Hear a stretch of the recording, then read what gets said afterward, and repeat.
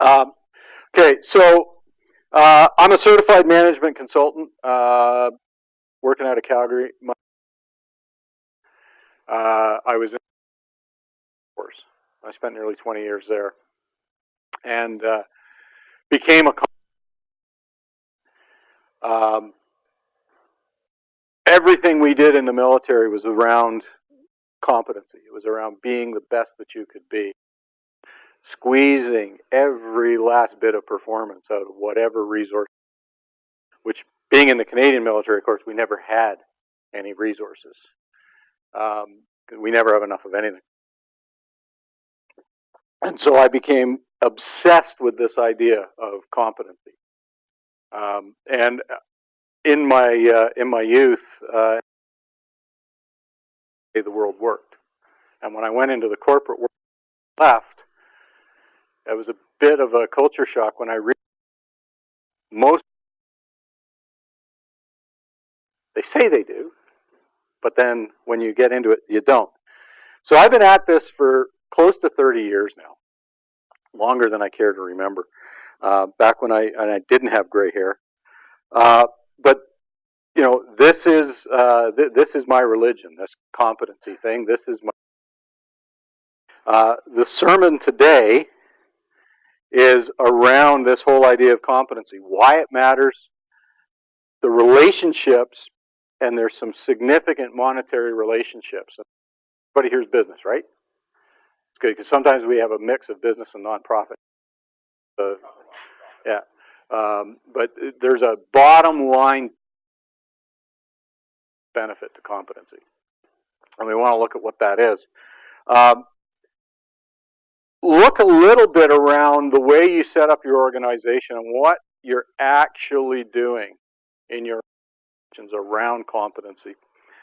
And then some specific steps on building competency and creating competencies within your organization. We're going to finish up with an exercise, and I think the sheets are on the desks, to actually start going through the process of creating a competency-based job profile, as opposed to a job description, which is the typical way we do them. Any questions before we get started? Okay. The organizations where you work, who has a competency? Anybody?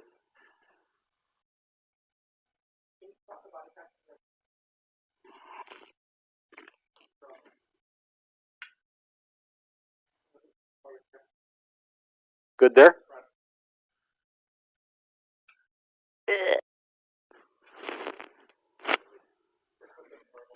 Here.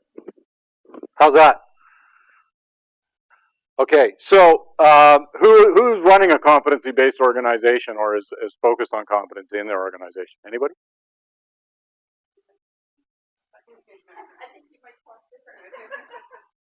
Okay, no, I'm just curious, right? And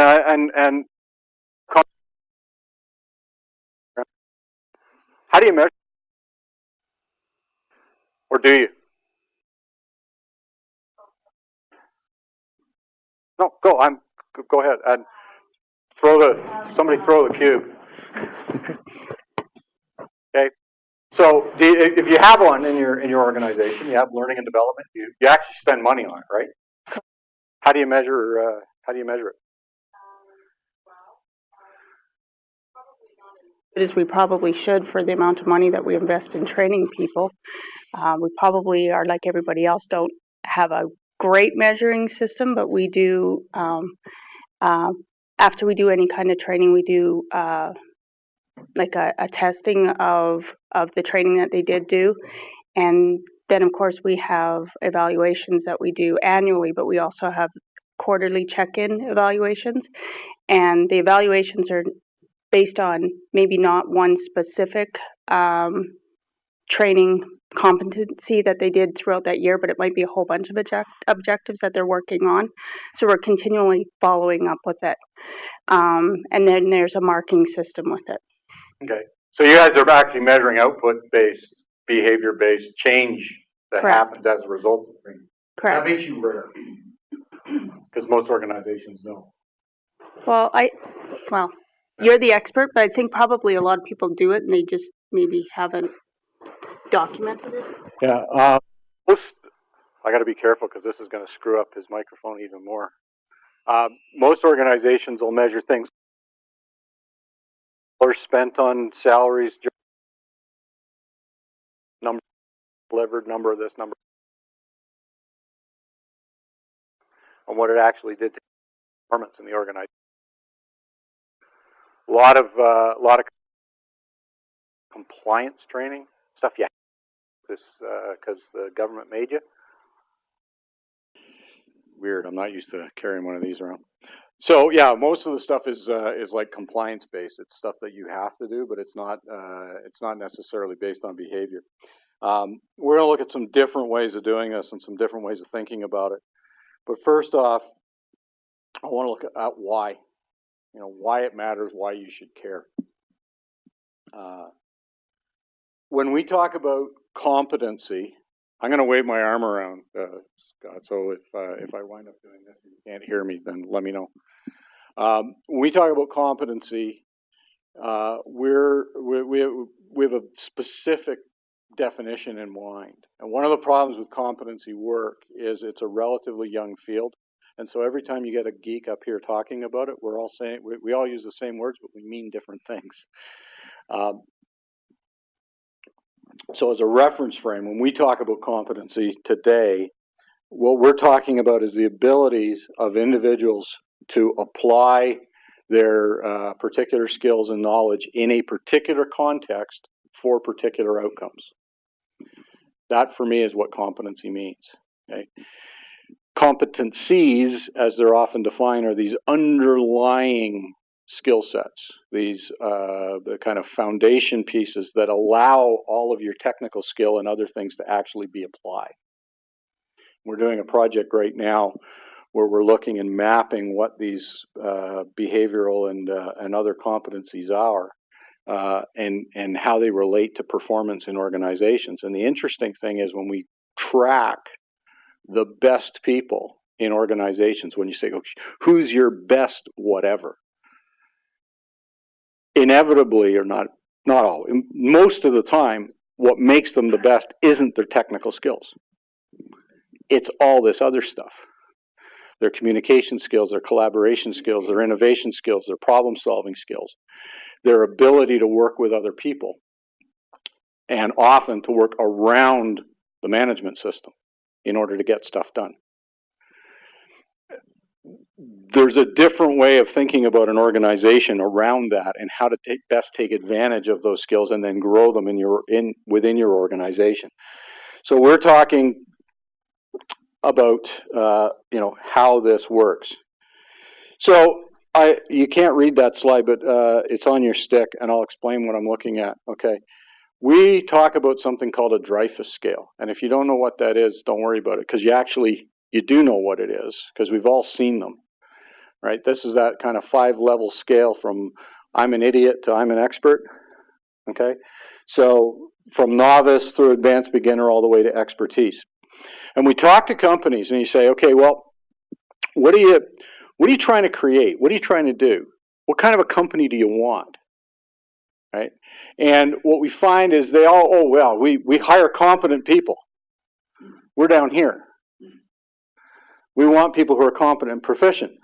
So we want people who can think. We want people who can make decisions. We want people who can, get outside the box and think inside of context and outside of context. Okay. All of the slides, just for reference, are all on that data stick that's in front of you. So you don't have to bother about taking notes or pictures or anything else. Okay, they're all there. Okay. So you ask managers, and they say, "Oh, we want to work down here. We only hire the best," and everything else. And then you start looking at the structure of the organization and how it's set up, and you find out they're set up as though everybody was an idiot. Right? It's all about the procedures. It's all about following the rules. It's all about sitting inside the box. And so they're organizationally set up for the novices, or at best the advanced beginners, and yet they're hiring people who are supposed to be smart and then they don't let them be smart, and then they get frustrated, and then they leave, and then you got to go and find more. And the problem is the structure of the organization does not promote competence. And the way the management structure works doesn't promote competence. So there's a study that was done, Gallup in the US does these around employee engagement. It's always a big term. Everybody hears HR, right? Oh, engagement, employee engagement. How do we get more employee engagement? And so they do these engagement studies down in the US, and they've come up with a really shocking statistic, something like 2/3, almost 70%, 67, 68%, something like that, of employees in the US are either disengaged at work or actively disengaged. Actively disengaged meaning they are sabotaging their company. Okay. And you go, well, that's shocking. What's costing the US economy billions and billions of dollars a month in lost productivity. So you can extrapolate that to the Canadian context as well. And when they cross-reference the level of disengagement with age and education, what do you reckon they come up with? Anyone? What turns out is that the people who are most disengaged at work are the young folks with degrees. Why do you suppose that is? Because they've been hired because they're here, but they've been put and told to work up here. And they're not allowed to think. And they're not allowed to use that brain that they got hired for. And they're smart people, and so it doesn't take them very long to figure that out, and so they just tune off. They turn off at work. And that's tragic. And it's, like I said, it's costing billions of dollars in lost productivity because organizations aren't set up to generate this idea. And so it really comes down to, why are you in business at all? You know, and I'll quote from the sort of Yoda of management consultants, Peter Drucker. Everybody know who Peter Drucker is? Okay, if you've ever done a management course, you've heard of him. Drucker was way ahead of his time. He was talking about knowledge workers in the late 60s. So he had this figured out before I was born. And he said that the purpose of a business is to create and keep a customer. Okay. And, well, he was right. So if that's the whole idea, then you can extrapolate that and you say, well, the reason then everything your business does, every activity has to be about creating value in the eyes of that customer. And things that you're doing that aren't creating value in the eyes of the customer are stupid, and you should stop doing them. And we talk about, when we do leadership programs, we talk about leader's job description in terms of these three circles.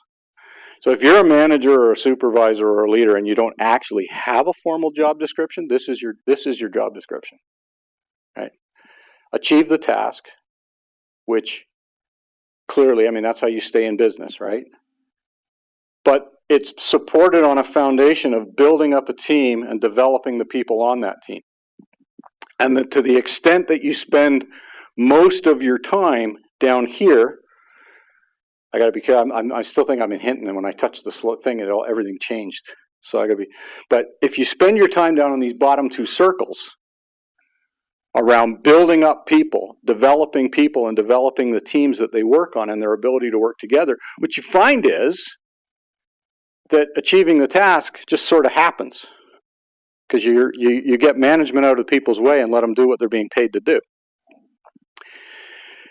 That forces a different mindset from micromanaging people and treating them like idiots to training them to make their own decisions, so you as the manager can look further ahead into the future and actually worry about what's coming next week or next month or next decade, depending on where you are in the hierarchy.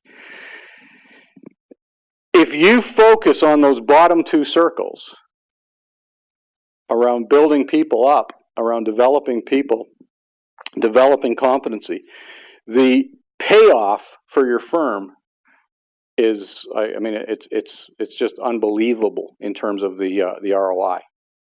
Okay, and I got because I wouldn't be a consultant if I didn't have a bunch of data to throw at you. So, Business Development Bank of Canada did a study a couple of years ago. They looked at several thousand high growth Canadian businesses. And what they found was the strategies of those organizations that allowed them to be in that high growth world. The second most important strategy was building your talent pool, growing people. And interestingly, the most important strategy was look after your customer. So the reality is, and this is, like I said, this is thousands of companies. You can extrapolate the data regardless of your company size, whatever sector you're in. It applies. We look at it everywhere. The Association for Talent Development. Anybody who's been in the HR world, you may have heard these guys. The artist formerly known as the American Society for Training and Development. They do a thing every year, an annual State of the Industry report, and they track spend as a percentage of payroll on employee development against performance within the sector, within the market sector that these companies exist.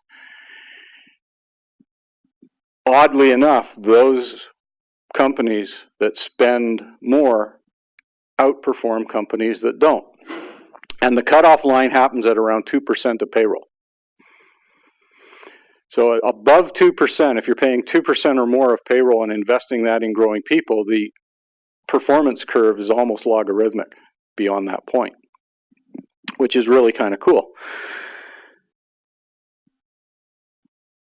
If you're in the construction industry, no one here is in the construction industry, right?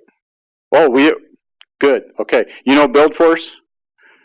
BuildForce Canada. They're the artists formerly known as the Construction Sector Council, and the Canadian Apprenticeship Forum.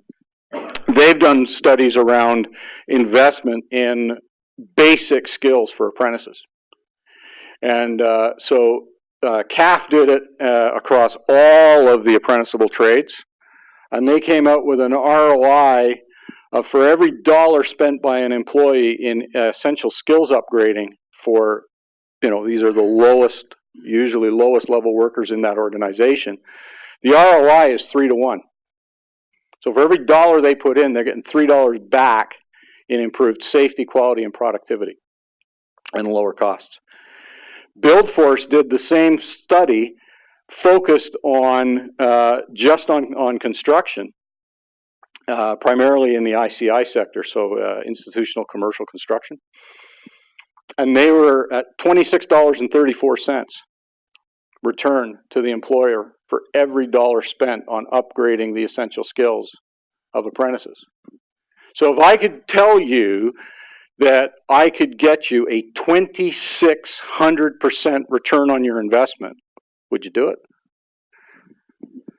Right? I mean, it's a no-brainer.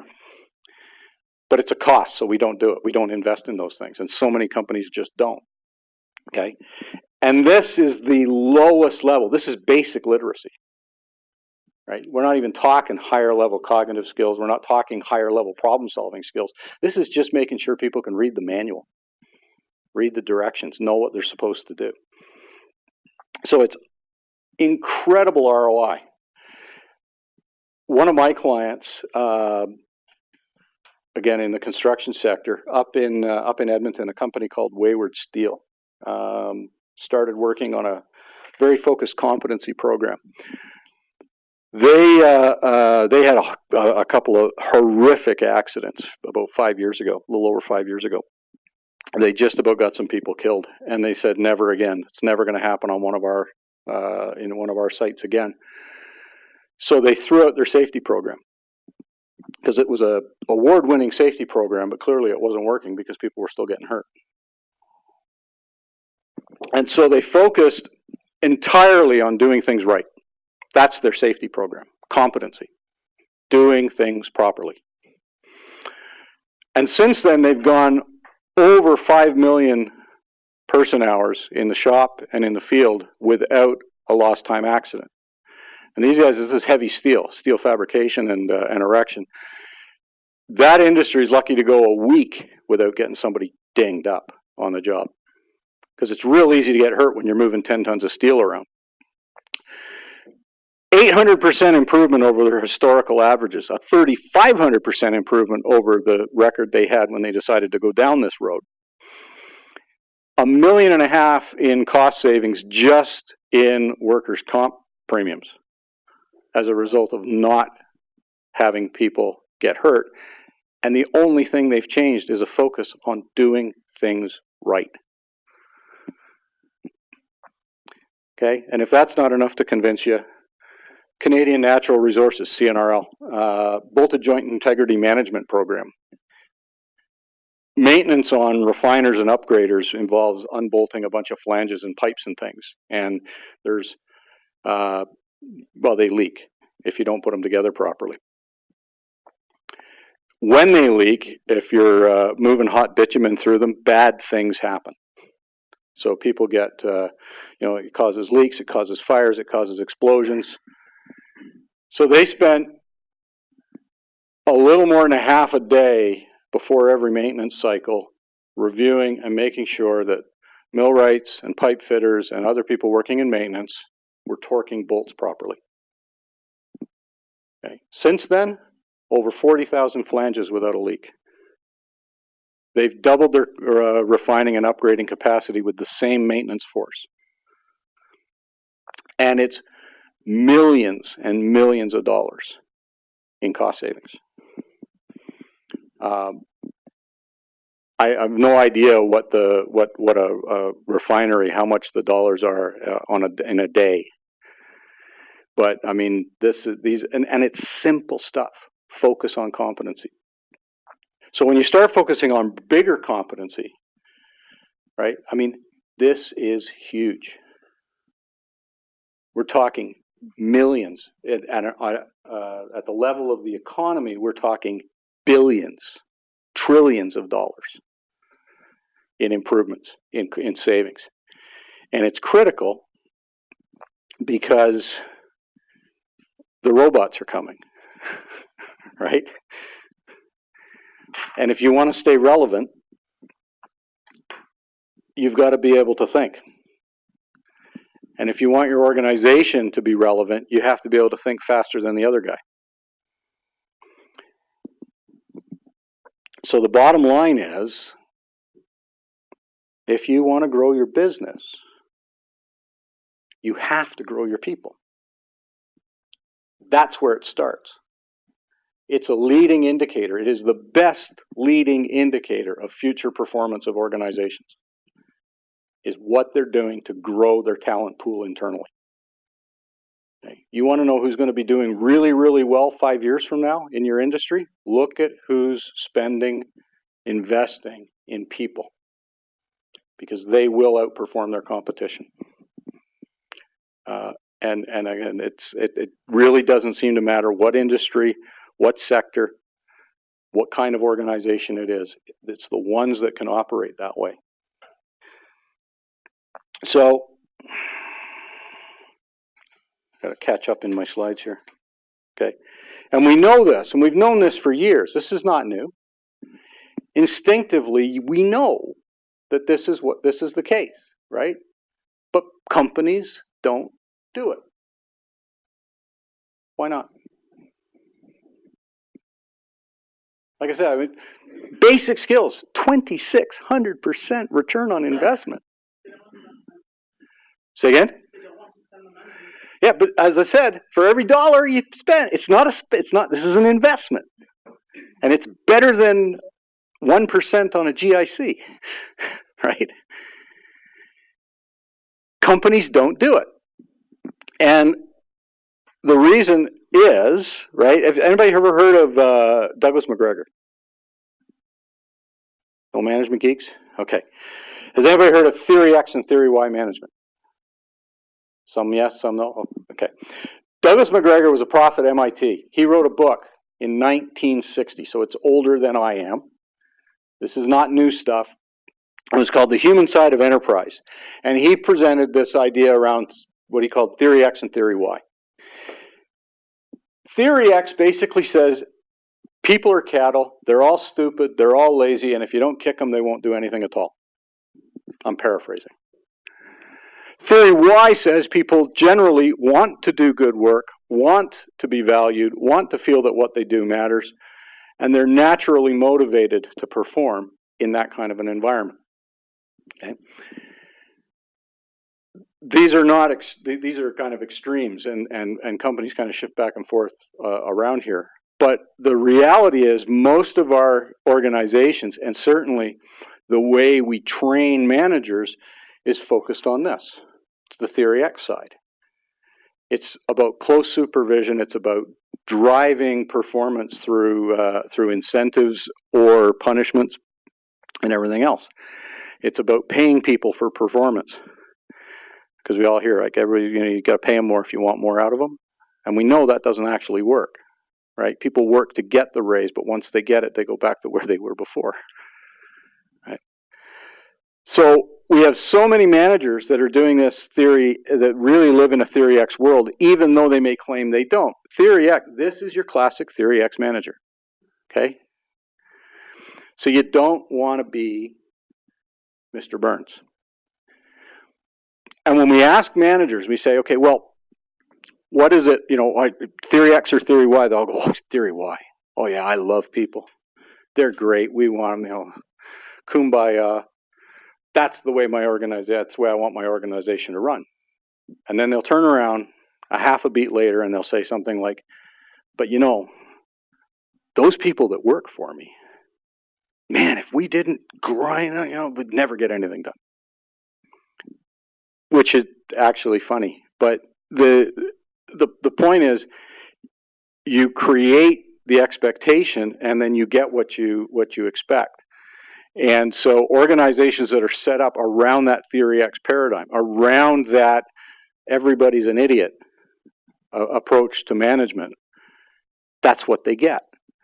And even if you hire people and bring people who are smarter, who are competent, who want to grow, and you put them in that kind of environment, they'll either self-select out and leave, or they'll dumb their performance down to whatever the minimum expectation of the system is. Okay? So we create poor performance because of the systems and the organizational systems that we put around them. So it all comes down to what sort of an organization do you want? Some of the people here probably aren't old enough to remember, but we used to love this when we were kids, playing tabletop hockey. But the players can only move in straight lines. They can only do so much. You go, the only guy who's can't dick behind the net or anything else. That's the way our organizations are structured. It's to everything flow in a straight line, everything engineered. But this is what we want. This fluid, dynamic, constantly changing game. Business is like a hockey game. And you need to have it structured so that the people are allowed to create and adapt, because you can't micromanage a hockey game. The only person in a hockey team who has a pretty good idea where he's going to be for the whole game is the goaltender. And everything else is fluid because there's another team out there trying to stop you from doing whatever you're doing, and the puck is never where you expect it to be.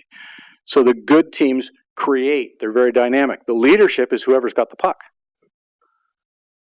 And the puck is constantly moving. That does not fit an organizational paradigm that says it's a hierarchical, laddered, pyramidal structure. The org chart does not work. Works great here. It doesn't work on the other side. So you think about other ways of driving that, the way you manage people and that, to create what we've got on the right. Okay. And that, as I said, it's absolutely critical. If you do this, the ROI is unbelievable.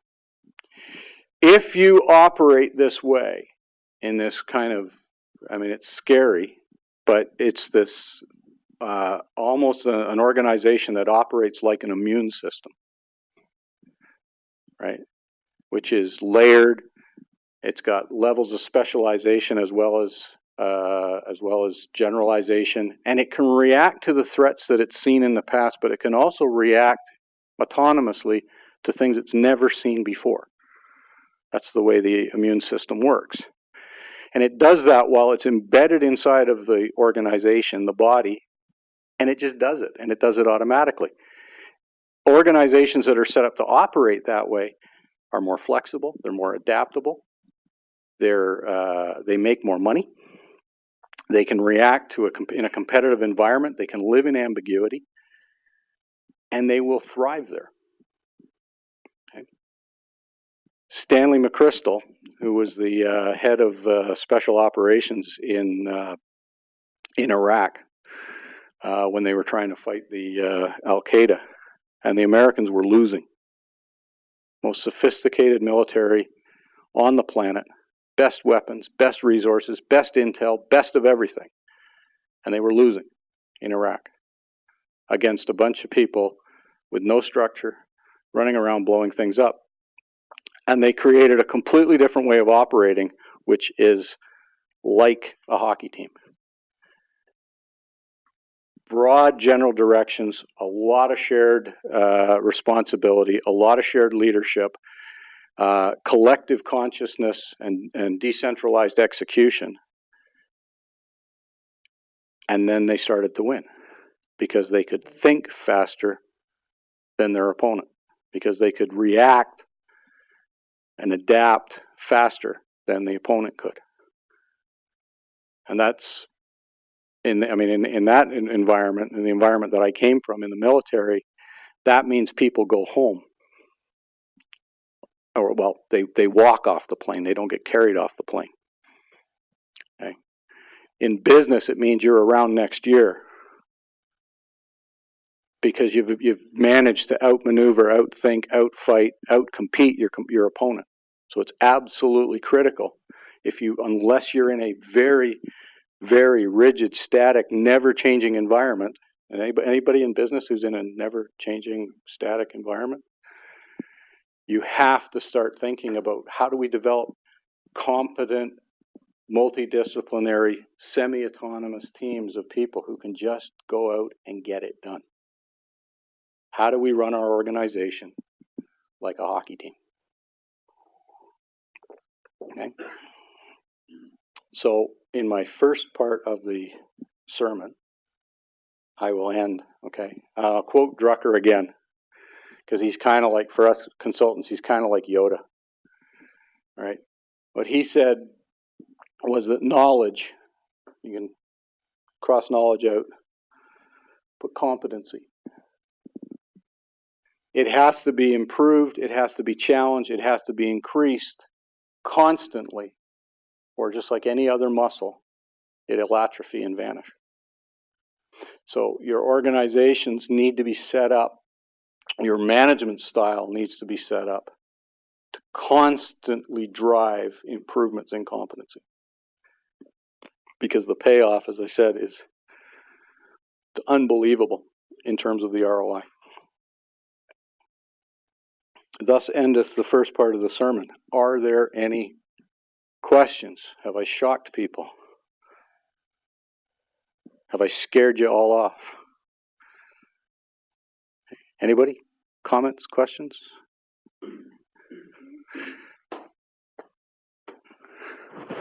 Yes, and I can relate to everything that you're saying right there. We're an older company, that's for sure, but we're kind of going back to scratch now, and so we're looking at our own foremen and saying, what are your responsibilities? Do you know what your responsibilities are? Let's lay out your responsibilities, because we have so many road construction crews all over southern Alberta that it's been kind of hard to get them focused as a group on quality work. I mean, the quality work and all of that is there. However, we've had some individual issues with different departments over the last year. So we're kind of looking at this whole thing, and we've got some new policies in place and some new structure going forward and that sort of thing. But it's quite interesting that starting from scratch, you can see this stuff a little bit better in some ways. And I think if you have an established company, you might have to, I don't know, get in the nitty gritty stuff, and maybe it boils down to individual performance as opposed to groups. So right now we're looking at teams of employees that go out and do the type of work, and then cross training as well. So it's just a whole gamut of stuff that we're doing. And it's never ending. It is never ending. You know, and that's the other thing that makes this scary, is because once you start down this path, there is no end game, right? It's not something that we do. It's not like anybody who's been involved in lean initiatives in manufacturing or anything like that, where they come in and they do this Kaizen blitz, where they inflict all of this change on people, and then we get back to steady state and normal and everything's. But there is no normal. There is no steady state in this kind of an environment. It's constantly moving. And so you have to grow the ability to live with that kind of ambiguity, embrace that kind of ambiguity. And it's tough. If you said, like you said, if you've been through a rigid structured organization for years and all of a sudden they say, throw the rule book out, that's really hard to do. And much of our company was in that X side. Oh yeah, I know. I came out of manufacturing, and I do most of my work in construction now, so I know exactly what you're talking about. Right? It's all about flogging the serfs, right? It's a bit of an evolution, like really fast evolution happening. So yeah. It's going to be an interesting year to see who gets on board with it, because we've got some older employees that have been around for decades, and they're fantastic operators and all of that, but they haven't been thinking in a foreman or quality mindset at all. Maybe some do, some don't, I'm sure, but it's going to be an interesting year nonetheless. Yeah, it was. I mean, when Chris and I were driving down here this morning, and I talked about the, how do you train an elephant, right? And this is it fits kind of with the paradigm, right?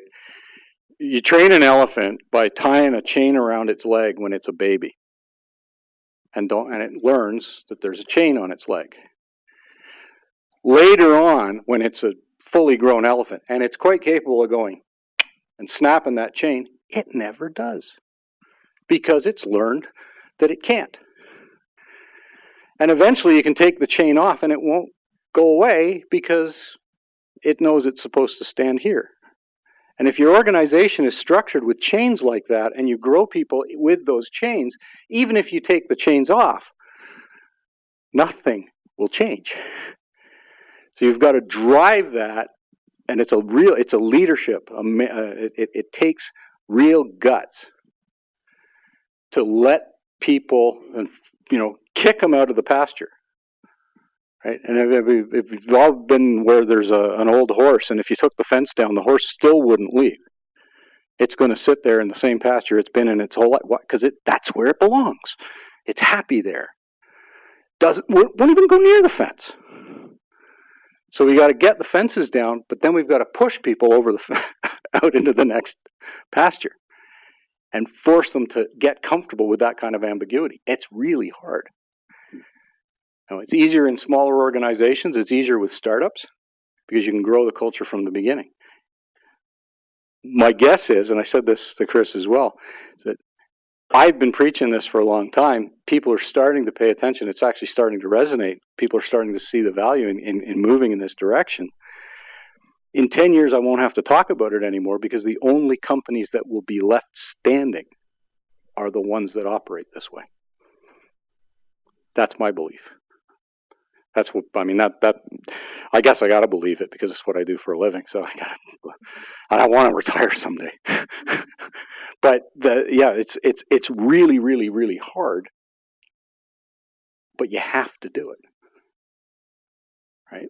And when you do, when you create that, like I said, the ROI is unbelievable. How much? We're what, 45 minutes in? How's that for timing, eh? Any other questions? Comments? I've terrified you all. I actually got told I couldn't speak. It was an HR event in Calgary, and I was invited to it. And then I was uninvited to it because they said I scared the HR people. So I wasn't allowed to go, which I was actually kind of shocked at. But then I thought it was kind of cool. You know, hey, I'm scary. That's kind of neat. So